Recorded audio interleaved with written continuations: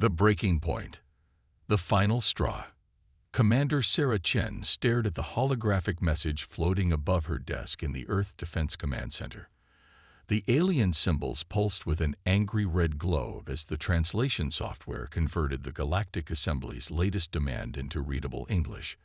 After reading it 3 times, Sarah felt her jaw clench with barely contained fury. The Assembly wanted Earth to surrender its entire research division on quantum mechanics. Not just share the technology, not just provide consultation, but literally hand over every human scientist working on advanced physics projects to alien oversight. The message was clear. Humans were no longer trusted to manage their own scientific advancement. Sarah had served as Earth's military liaison to the Galactic Assembly for 15 years. She had watched as humanity bent over backward to please their alien overseers, always hoping that compliance would eventually lead to equal treatment. Instead, each act of cooperation only seemed to invite more demands and less respect. The communication panel on her wall chimed. "Commander Chen, President Morrison is calling an emergency session of the Earth Council. Your presence is requested immediately." Sarah straightened her uniform and headed for the transport pad. As she materialized in the council chambers beneath New Geneva, she found herself face to face with the most powerful leaders on Earth. President Michael Morrison sat at the head of the oval table, his weathered face showing the strain of recent months. To his right sat Admiral Patricia Williams, head of Earth's Space Fleet, and to his left, Dr. Marcus Webb, Earth's Chief Scientific Advisor. The Council decides. "Commander Chen," President Morrison began without preamble, "I assume you've read the Assembly's latest communication." "Yes, sir. They want complete control over our quantum research program. They're demanding we transfer Dr. Alexandra Torres and her entire team to Assembly headquarters on Centauri Prime." Dr. Webb leaned forward, his voice tight with anger. Dr. Torres developed the breakthrough that made faster-than-light communication possible. Her work revolutionized galactic society. And now they want to treat her like property to be traded. Admiral Williams pulled up a holographic display showing Earth's military assets. "We've been analyzing our position for months. The Assembly controls the major trade routes and has military superiority in terms of raw numbers.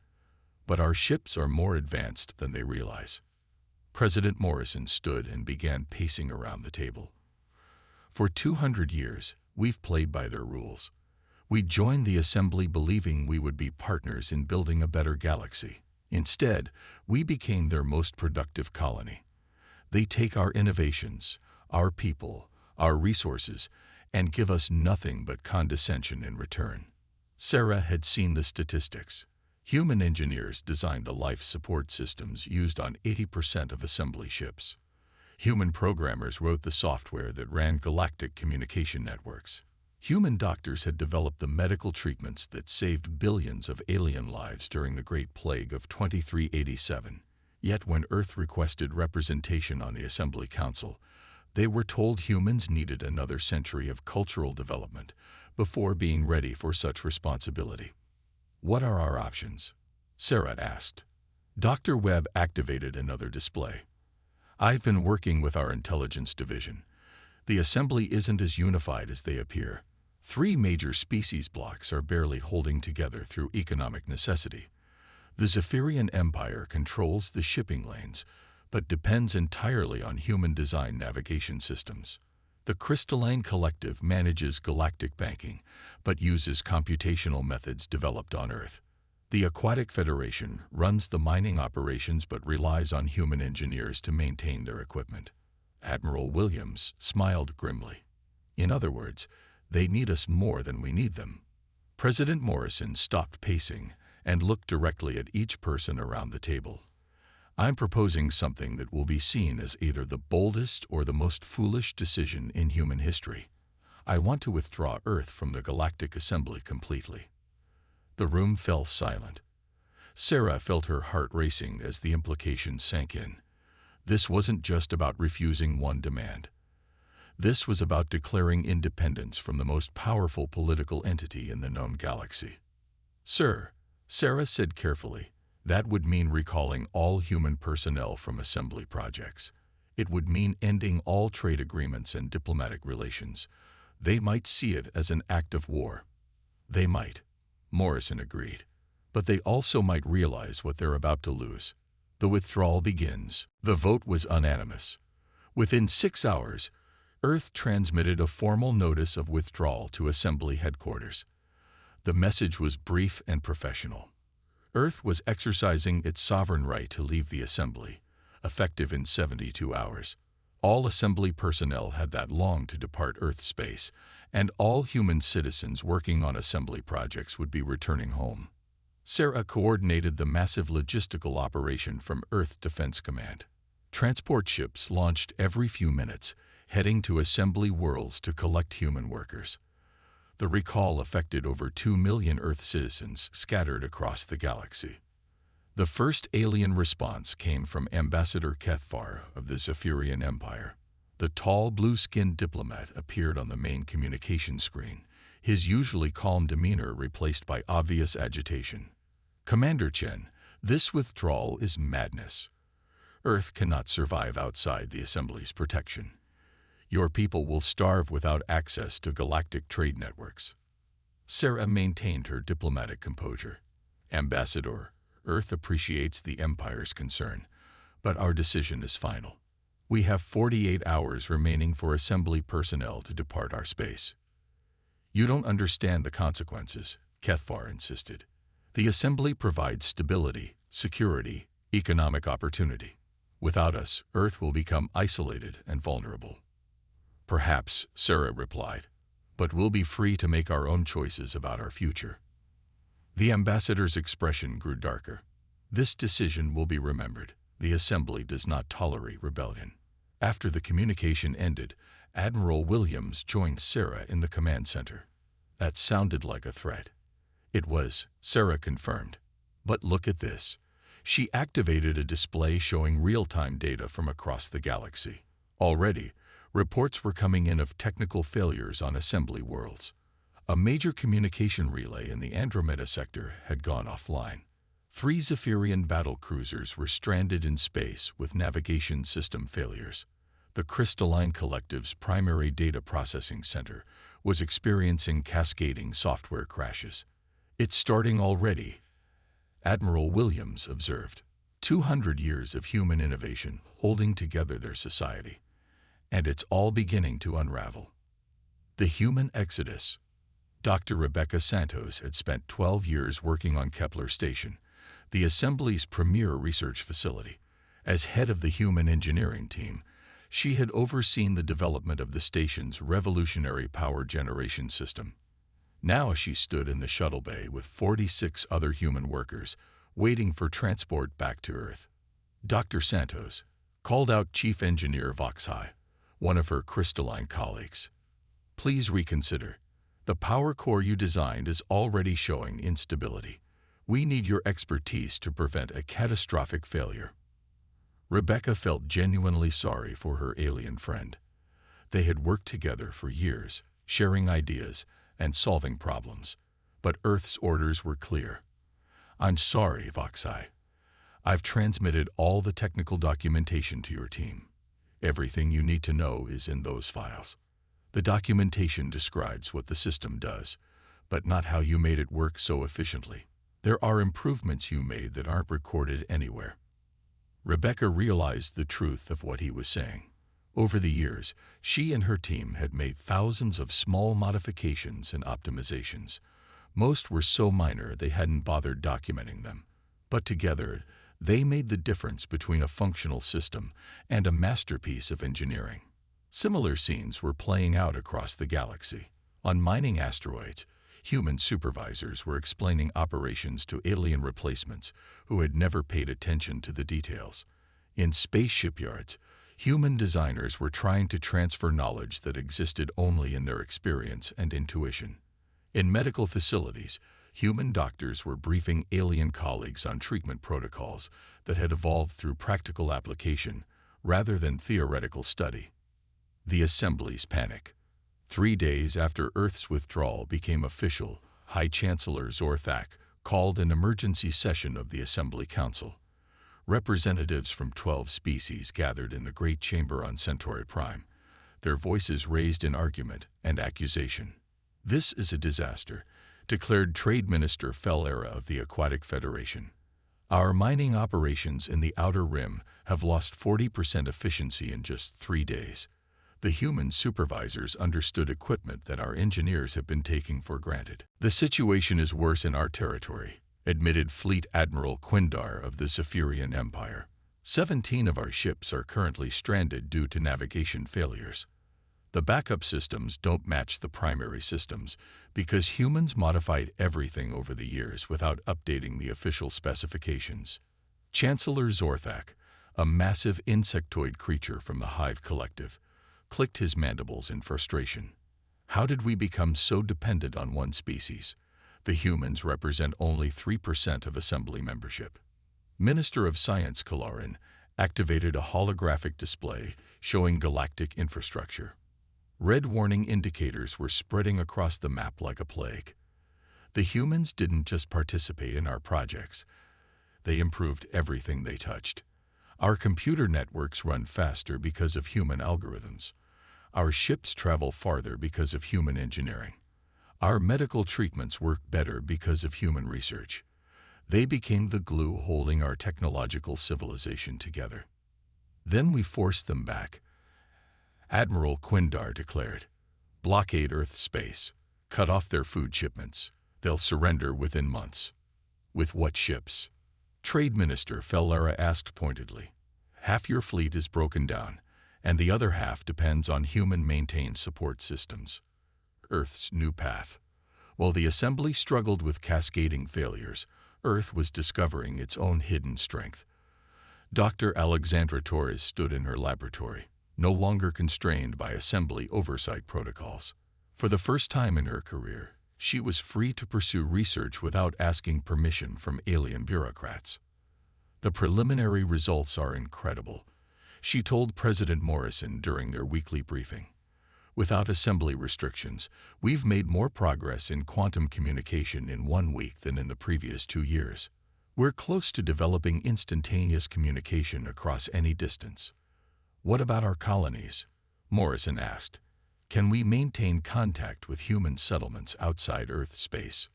"Better than maintain contact," Dr. Torres smiled. "We can create our own network independent of Assembly infrastructure. New Terra, Haven Colony, and the research station at Wolf 359 can all communicate directly with Earth and each other without using a single Assembly relay." Commander Chen added her report on military readiness. "Our fleet is smaller than the Assembly's, but our ships are more advanced than they realize. While their engineers focused on building bigger and more numerous vessels, our designers concentrated on efficiency and capability. Ship for ship, we can hold our own against anything they have." President Morrison looked out the window at the bustling city of New Geneva below. Humans walked the streets with the energy and purpose that had been missing for years. For the first time in 2 centuries, they were masters of their own destiny. "What's the status of Assembly diplomatic contacts?" he asked. 17 species have sent unofficial feelers about establishing independent relationships with Earth, Commander Chen reported. "They're not ready to leave the Assembly yet, but they're interested in what we might offer as an alternative." And the Assembly leadership, growing more desperate by the day. High Chancellor Zorthak sent another ultimatum yesterday. "They're demanding we return their stolen property, meaning our own citizens and the knowledge in their heads." President Morrison laughed. "They still don't understand. We're not their property to begin with. We never were." As night fell over Earth, the planet glowed with the light of a civilization freed from external constraints. In laboratories and workshops, humans worked on projects that had been forbidden or restricted for decades. In space yards, new ship designs took shape based on human innovation rather than Assembly specifications. In communication centers, operators established contact with distant human colonies using technology the Assembly couldn't monitor or control. The greatest experiment in human independence had begun, and the galaxy would never be the same. The Galactic Collapse. The Assembly's Desperate Gambit. 6 months after Earth's withdrawal, High Chancellor Zorthak stood before the largest military fleet ever assembled in galactic history. 800 ships from 12 different species floated in formation around Centauri Prime, their weapons powered and targeting systems locked onto a single destination: Earth. Today we end this rebellion once and for all. The Chancellor announced over the fleet communication network. The humans have forgotten their place in the galactic order. We will remind them. Fleet Admiral Quindar commanded the operation from his flagship, the massive dreadnought Eternal Glory. Despite his confident words, he felt uneasy about the mission. Over the past months, technical failures had crippled assembly forces across the galaxy. Even this fleet had required emergency repairs to half its ships just to make them space-worthy. Admiral, his tactical officer reported, "We're receiving a communication from Earth. They're requesting a parley." "Put it through," Quindar ordered. The main screen flickered to life, showing a human woman in a crisp military uniform. Admiral Patricia Williams of Earth Defense Forces looked completely calm despite facing overwhelming odds. "Admiral Quindar," she said politely, "I'm transmitting coordinates for a meeting point between our fleets. I believe we have matters to discuss before you make a decision you'll regret." Quindar's mandibles clicked in amusement. "You face 800 warships with, 50 vessels. What could you possibly have to discuss except surrender?" "The future of galactic civilization," Williams replied simply. "You have 2 hours to consider whether you want to be remembered as the admiral who saved it or the one who destroyed it." The hidden fleet. 2 hours later, Admiral Williams materialized on the bridge of the Eternal Glory via transport beam. Her small diplomatic escort consisted of only 3 officers, showing either remarkable confidence or complete insanity. "Impressive fleet," Williams commented, looking at the tactical displays showing assembly formations. "Though I notice the Devastator and Cosmic Hammer are missing from your formation. Engine troubles, I assume." Quindar's expression darkened. Both ships were indeed undergoing repairs for critical system failures that assembly engineers couldn't solve. "How did you know about that?" "Admiral, we designed those engines. We know exactly what's wrong with them and how to fix them. The question is whether you want our help or whether you prefer to watch your fleet fall apart piece by piece. You're in no position to make threats, human. You're outnumbered 16 to 1. Williams smiled. "Am I?" "Computer, execute Revelation Protocol Omega." Suddenly, the space around the assembly fleet shimmered as cloaking fields deactivated. Hundreds of human ships materialized from empty space, completely surrounding the much larger assembly force. The human vessels were sleek and advanced, bristling with weapons technology the assembly had never seen before. Quindar stared in shock at his tactical display. "Impossible. Our sensors would have detected your ships. Your sensors are based on crystalline technology improved by human programmers. We know exactly how to fool them." Williams gestured to the displays. "Those ships represent 5 years of secret construction in hidden shipyards throughout human space. While you were taking our people for granted, we were preparing for this day." The revelation. Dr. Marcus Webb, Earth's chief scientific advisor, appeared on the communication channel from his laboratory. "Admiral Quindar, I want to show you something that might change your perspective on this conflict." The display shifted to show a galactic map covered in pulsing red warning lights. Over 60% of assembly territory was experiencing critical infrastructure failures. "This is the current status of your civilization," Dr. Webb explained. "Communication networks failing. Power grids shutting down. Transportation systems collapsing. Food distribution breaking down on 17 worlds. Your people are starting to panic." High Chancellor Zorthak's image appeared on screen from Centauri Prime. "This is sabotage. The humans are deliberately destroying our systems." "No, Chancellor," Dr. Webb replied calmly. "We haven't touched your systems. This is what happens when 2 centuries of human maintenance and innovation suddenly disappears. Every improvement we made, every optimization we developed, every problem we solved quietly in the background. It's all falling apart because you never bothered to understand how it worked. A new voice joined the conversation. Chief Engineer Voxhai of Kepler Station spoke from his emergency command center. Dr. Webb speaks the truth. Our power generation facility has been running on failing systems for months. We've lost 3 backup generators and our primary core is operating at 30% efficiency. Without Dr. Santos and her team, we can't prevent a complete shutdown. Similar reports flooded in from across assembly space. The Aquatic Federation's mining operations had ground to a halt when their automated systems began malfunctioning. The Zephyrian Empire's trade routes were paralyzed by navigation failures. The Crystalline Collective's banking networks were crashing due to software corruption. The human network, meanwhile, in Earth space, a completely different story was unfolding. Captain Maria Rodriguez commanded the exploration vessel New Horizons as it completed its survey of the Vega system. Her ship was one of dozens spreading out from human territory, mapping new worlds and establishing contact with previously unknown species. Captain, her communications officer reported, "We're receiving a transmission from the local inhabitants. They're called the Harmony Collective, and they're requesting peaceful contact." The beings that appeared on screen were unlike anything in assembly records. Tall and graceful, with iridescent skin that shifted colors as they communicated, they seemed more like living art than conventional aliens. "Greetings, beings from Earth," their representative said in perfectly translated English. "We have observed your species for some time and are impressed by your creativity and independence. We would welcome the opportunity to establish relations." Captain Rodriguez smiled. "The feeling is mutual. Earth is always interested in meeting new friends." This scene was repeating throughout human space.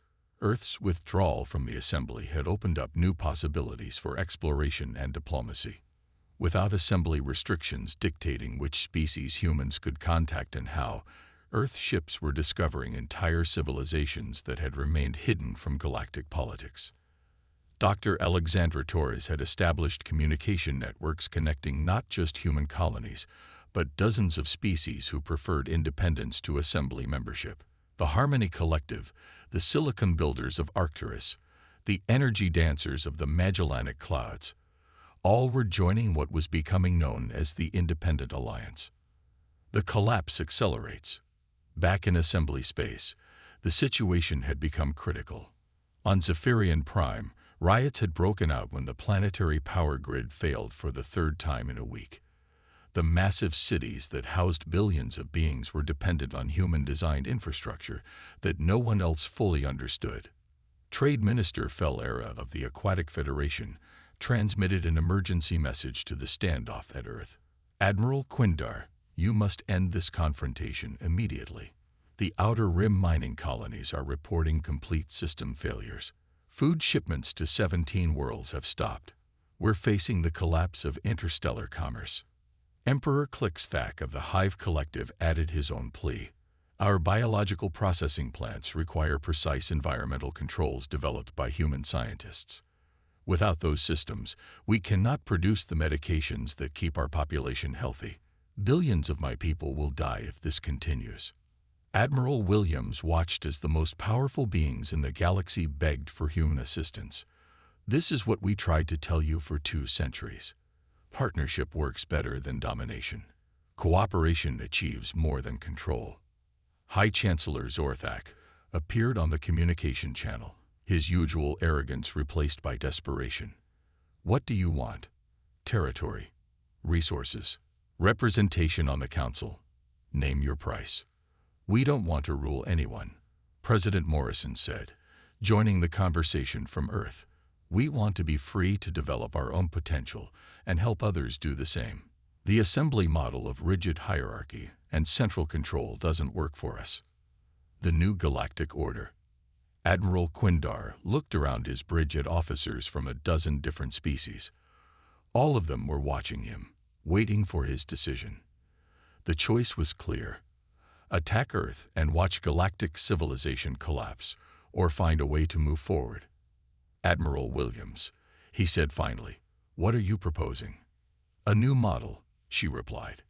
"Instead of one centralized government controlling everything, we create a loose confederation of independent species and worlds. Free trade, mutual assistance, voluntary cooperation instead of forced compliance." Dr. Webb activated a new display showing the structure they had developed. The Independent Alliance already includes 47 species across 3 galactic sectors. Each maintains its own government and culture while participating in shared projects and mutual defense agreements. And humans would lead this alliance. Chancellor Zorthak asked suspiciously. "No one leads it," President Morrison explained. "That's the point. Each species contributes what it does best. Humans provide innovation and engineering. The crystallines handle mathematics and computation. The aquatics manage resource extraction. The Zephyrians coordinate transportation. Everyone works together as equals." Commander Chen, who had been quietly monitoring assembly communications, spoke up. "Chancellor, we're receiving reports from across your territory. Over 300 worlds are requesting immediate humanitarian assistance. Your people are suffering because your systems are failing. We can have repair teams deployed within hours," Admiral Williams offered. "But not as assembly subjects returning to fix their master's mistakes, as independent partners helping friends in need." The choice. The silence stretched for long minutes as the assembly leadership considered their options. Finally, Emperor Clickstack broke the deadlock. "My people are dying," he said simply. "Pride and politics matter less than their lives. If joining this independent alliance will save them, then we must consider it." One by one, other assembly leaders voiced similar thoughts. The Aquatic Federation formally requested human assistance with their failing mining operations. The Crystalline Collective asked for help stabilizing their computational networks. Even the proud Zephyrian Empire admitted they needed human engineers to repair their transportation systems. Admiral Quindar powered down his weapons and transmitted stand-down orders to the entire fleet. "Admiral Williams, I would like to discuss terms for the Zephyrian Empire's transition to this new alliance." The new beginning. 6 months later, Commander Sarah Chen stood on the observation deck of Unity Station, the first jointly constructed facility of the Independent Alliance. Through the transparent aluminum windows, she could see ships from dozens of species working together on construction projects that would have been impossible under the old assembly system. The Galactic Assembly still existed, but it controlled only a fraction of its former territory. Most species had chosen independence and alliance membership over centralized control. Those few that remained loyal to the old system found themselves increasingly isolated as trade and communication networks shifted to support the new model. President Morrison joined her at the window. "Any regrets about our decision to leave the assembly?" Sarah smiled as she watched a human engineering team working alongside crystalline mathematicians and aquatic miners to install a new type of space habitat designed through collaborative innovation. "None at all, sir. For the first time in human history, we're not just surviving in the galaxy, we're helping to build something better." Dr. Torres says her latest communication breakthrough will allow instantaneous contact across the entire galactic disk. Morrison noted, "No more waiting days or weeks for messages to travel between distant worlds." The Harmony Collective is sharing their environmental restoration techniques, Sarah added. "We might be able to reverse the ecological damage on dozens of worlds the assembly wrote off as lost causes." A soft chime announced an incoming message. The holographic display showed Captain Rodriguez aboard the New Horizons, now serving as a diplomatic vessel for the Independent Alliance. "Earth Command, we've made contact with the beings who call themselves the Eternal Architects. They've been building artificial worlds in the galactic core for millennia, and they're interested in sharing their construction techniques with the Alliance." Morrison and Chen exchanged excited glances. Each new species that joined the Alliance brought capabilities and knowledge that benefited everyone. The restrictive, hierarchical structure of the old Galactic Assembly had stifled this kind of innovation for centuries. "Captain Rodriguez," Morrison responded, "invite them to send a delegation to Unity Station." Earth looks forward to learning from our new friends. As the communication ended, Sarah reflected on how much had changed in just 1 year. Earth's decision to break free from the assembly had seemed like a desperate gamble at the time. Instead, it had sparked a transformation that was reshaping galactic civilization. The universe was vast and full of wonders, and for the first time in human history, humanity was free to explore it as equals among the stars. The age of human subservience was over.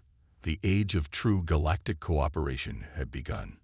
In research laboratories across human space, scientists worked on projects that pushed the boundaries of knowledge without asking permission from alien overseers.